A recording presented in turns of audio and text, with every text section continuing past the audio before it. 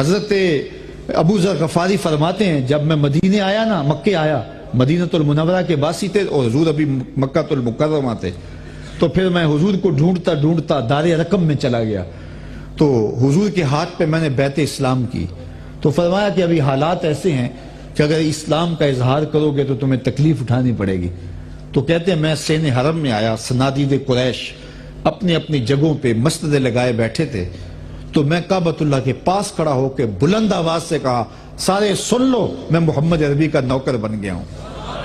کہتے ہیں بس اتنی بات کہنے کی دیر تھی، تو پھر مجھے نہیں پتا کہ مکہ کدھر سے آ رہا ہے اور گھونسا کدھر سے آ رہا ہے، اور ڈنڈا کدھر سے بس رہا ہے اور تھپڑ کدھر سے آ رہا ہے۔ مار مار کے انہوں نے میرا برا حال کر دیا، شاید وہ مجھے مار دیتے۔ حضرت عباس بن عبد المطلب رضی اللہ تعالیٰ عنہ نے مجھے پہچان لیا، تو انہوں نے کہا اہل قریش اپنی معیشت پہ ترس کھاؤ، آپ کو پتا نہیں یہ شخص کون ہے، یہ بنو غفار کا شخص ہے، اور تمہارے تجارتی قافلے جو شام جاتے ہیں وہ مدینے کے قریب سے گزر کے جاتے ہیں، اور اگر یہ شخص تم نے مار دیا تو پھر تمہارے قافلے وہاں سے سلامتی سے گزر نہیں پائیں گے۔ تم اس شخص کا قتل نہیں کر رہے، تم اپنی معیشت کا قتل کر رہے ہو۔ کہا جب انہوں نے یہ بات کہی تو ان سب کی سمجھ میں یہ بات آ گئی، انہوں نے مجھے چھوڑ دیا۔ خیر میں چاہے زمزم پہ گیا اور زمزم سے میں نے اپنے زخموں کو دھویا اور میرا بدن سوج چکا تھا۔ خیر شام پڑی، حضرت ابو ذر غفاری فرماتے ہیں میں چادر لے کے سین حرم میں ہی لیٹ گیا۔ اب اگلے لفظ سنیے، فرماتے ہیں کہ میں سونا چاہتا تھا، مجھے نیند نہیں آ رہی تھی۔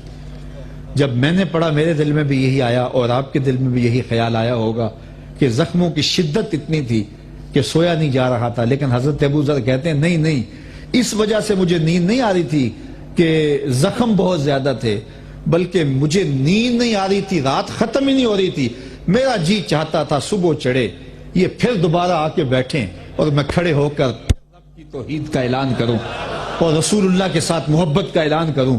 مجھے جو مار کھانے میں مزہ آیا تھا، جو لطف آیا تھا، میرا جی چاہتا تھا وہ دوبارہ آئے۔ اللہ اکبر۔ تو مشکل صحیح راہ دین پہ چلنا، لیکن اگر کسی کی زندگی کی لذت یہاں رکھ دی جائے تو پھر اس کے لیے سرور کا ساواں ہے، اس کے لیے آسانیوں کا ساواں ہے۔ فذکر ان نفعت الذکریٰ۔ پھر اللہ تعالیٰ اپنے محبوب سے فرما رہا ہے اے محبوب نصیحت کا عمل جاری رکھیے۔ نصیحت فائدہ ہی دیتی ہے، نصیحت کبھی بھی جو ہے وہ بے اثر نہیں ہوتی۔ جب میرے حضور علیہ السلام نے اعلان نبوت کیا تو لوگوں نے تو آگے سے پتھر اٹھا لیے تھے، گڑے کھودے تھے، کانٹے بچھائے تھے، اوجریاں ڈالی تھی، تبا لک ہنالک سائر الیوم الہذا جمعتنا، کیا کیا بولیاں بولی تھی۔ لیکن پھر وہ دن بھی آئے نا کہ قرآن نے کہا اذا جاء نصر اللہ والفتح وَرَأَيْتَ النَّاسَ يَدْخُلُونَ فِي دِينِ اللَّهِ أَفْوَاجًا۔ محبوب لوگ دین میں یوں آ رہے جس طرح فوجیں آ رہی ہیں، تو وہ منظر بھی پھر زمانے نے دیکھا۔ تو اب اللہ نے اپنے محبوب سے کہا محبوب نصیحت کا عمل جاری رکھیے۔ سَيَذَّكَّرُ مَن يَخْشَىٰ، ان قریب تیری نصیحت کو وہ قبول کرے گا جس کے سینے میں خشیت کے اجالے ہیں۔ کبھی تیری نصیحت جو ہے وہ بے اثر نہیں ہوگی۔ وَيَتَجَنَّبُهَا الْأَشْقَىٰ، لیکن جو شکی ہے، ازلی بدبخت ہے، وہ تیری بات کو نہیں قبول کرے گا۔ وہ ابو جہل کا ابو جہل ہی رہے گا، وہ ابو لہب کا ابو لہب ہی رہے گا، اتبا اتیبہ وہ بد نصیب اسی حالت میں رہے گا۔ کول ہندیاں بھی کئیاں اپنا نہ جانیاں، دل والے آکھیا دلدار آ گئے۔ اللہ مجھے آپ کو اپنی رحمتوں کے حصار میں رکھے۔ الحمدللہ رب العالمین والصلاة والسلام علی اشرف الانبیاء والمرسلین۔